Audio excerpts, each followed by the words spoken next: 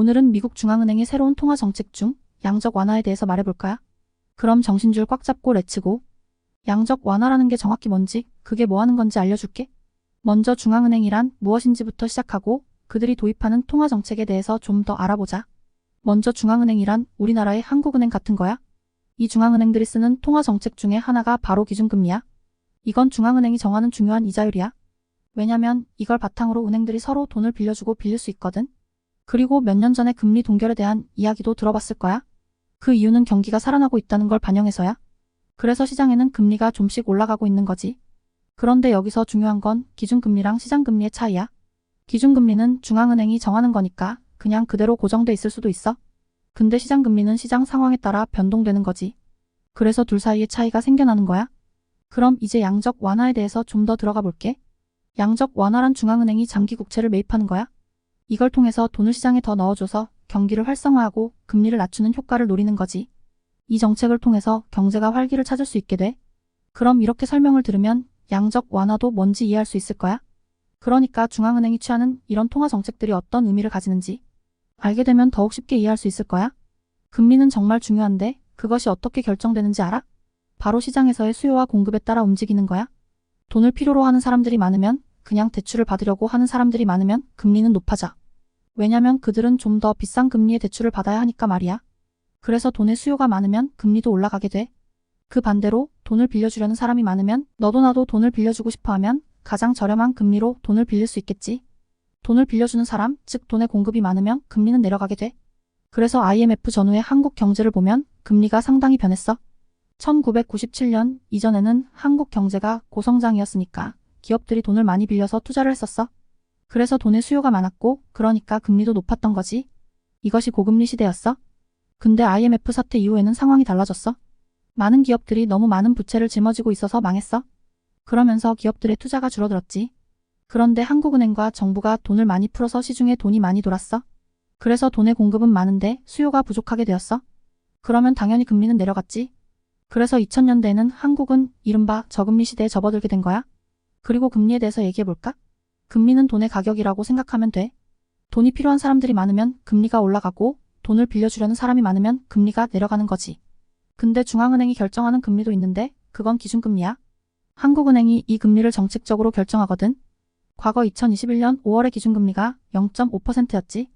이 기준금리를 정하는 게 중요한 이유는 시장에 돈이 많이 돌아다닐 때 한국은행이 자금을 흡수하거든. 그러면 금리가 내려가고 반대로 돈이 부족하면 한국은행이 돈을 찍어내서 시장에 유동성을 주니까 금리가 올라가는 거지. 그래서 만약에 한국은행이 기준금리를 0.5%로 정했는데 실제 금리가 그보다 낮아진다면 한국은행은 시장에서 돈을 빨아들이기 시작할 거야. 그러면 시중에 돈이 부족해지면서 금리가 다시 올라가겠지. 반대로 돈이 많이 돌면 금리가 0.5%보다 낮아질 수 있어. 그럼 한국은행은 시장에 자금을 더 풀어주면서 금리가 다시 올라가도록 조절할 거야. 이렇게 해서 한국은행이 정한 기준금리 수준으로 금리가 조절되는 거지. 그래서 기준금리는 한국은행이 유지하려는 금리의 가이드라인이라고 생각하면 돼. 중앙은행이 기준금리를 조절하는 거 말고도 더 설명해야 할 게 있어. 중앙은행이 기준금리를 정하는 건 돈을 찍을 수 있는 능력, 즉 발권력이 있기 때문이야. 근데 중앙은행이 마구잡이로 돈을 찍으면 문제가 생겨. 돈의 가치가 떨어지면 사람들은 화폐 대신 물건을 사거나 다른 자산을 찾게 되니까 신뢰가 사라지게 돼. 그래서 중앙은행은 돈을 찍을 때 신뢰성을 유지하기 위해 담보물을 제시해. 예전에는 근본 위제가 있었어. 국가가 보유한 금만큼만 화폐를 발행하는 거였지. 근데 이제는 국채를 담보로 해서 돈을 찍어. 국채는 전 세계에서 가장 안정적인 자산 중 하나야. 그래서 중앙은행이 국채를 담보로 돈을 찍는 거지. 근데 한번 생각해봐. 그리스 100년 국채는 어떤 느낌이야? 그리스 경제가 어려웠던 걸 생각하면 1년에서 2년짜리 국채에 투자하는 것도 부담스러울 것 같아. 그래도 한국의 7일짜리 국채는 어때? 7일 이내에 큰 문제가 생기기는 힘들 것 같지? 그럼 한국은행이 7일짜리 국채를 담보로 돈을 찍으니까 중앙은행이 영향을 조절할 수 있는 금리는 7일짜리 국채 금리야. 그래서 한국은행이 2021년 5월에 기준금리를 0.5%로 조절하려는 거지. 기준금리 인하 정책에 대해서 좀 더 알아보자. 중앙은행이 기준금리를 결정하는 게 시장의 수요와 공급에 의해 결정되는 게 아니라고 했었지? 그럼 상상해봐. 금융위기나 코로나19 같은 극심한 위기가 찾아왔을 때를 말이야. 그런 상황에서는 시중에 돈이 부족하겠지. 그래서 돈을 빌리려면 이자가 엄청나게 올라가게 돼.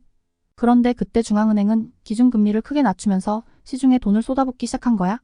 이런 조치로 단기 금리가 내려가면서 장기 금리도 따라서 내려가는 게 보통이야. 근데 금융위기나 코로나19 같은 극단적인 상황에선 이게 쉽지 않아?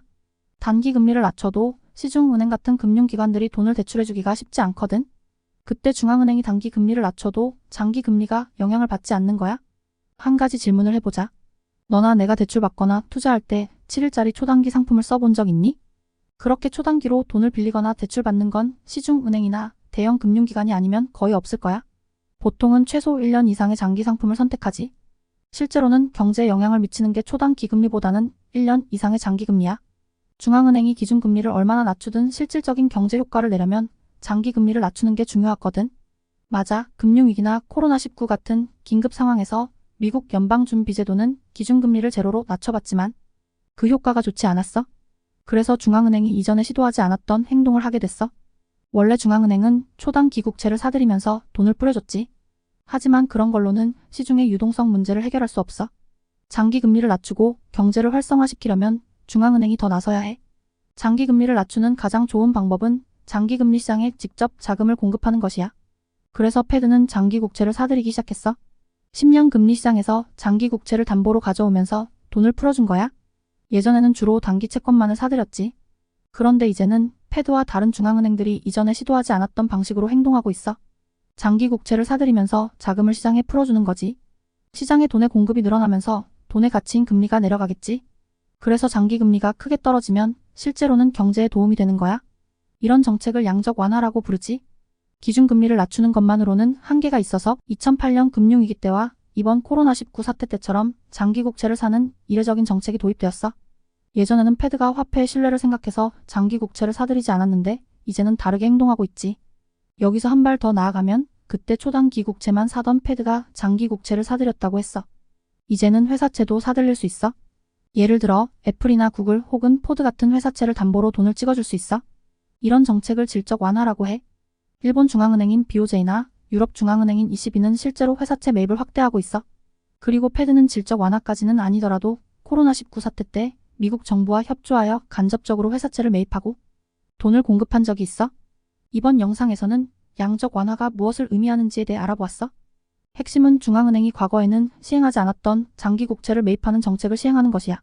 우리가 이해해야 할 건 단어의 사전적 의미보다는 왜 그 정책을 사용하게 되는지, 아니 왜 사용해야만 하는지야.